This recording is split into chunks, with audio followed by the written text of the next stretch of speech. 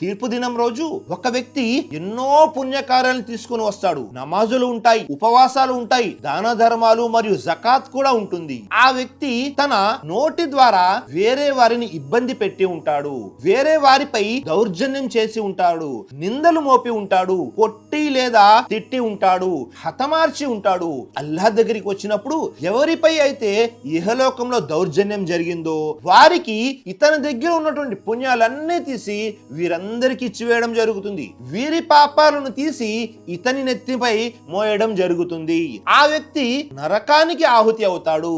ఇలా ఇన్ని పుణ్యకార్యాలు చేసినప్పటికీ పరలోకంలో నష్టపోయేటటువంటి వ్యక్తి అసలైన ముఫ్లిస్, దౌర్భాగ్యుడు అని ప్రవక్త ముహమ్మద్ సల్లల్లాహు అలైహి వసల్లం తెలియజేశారు. కాబట్టి సోదరులారా, మన జీవితంలో ఉపవాస స్థితిలో ఉన్నప్పుడు ఇవి ఏ పొరపాట్లు కూడా మనతో జరగకుండా జాగ్రత్త పడాలి.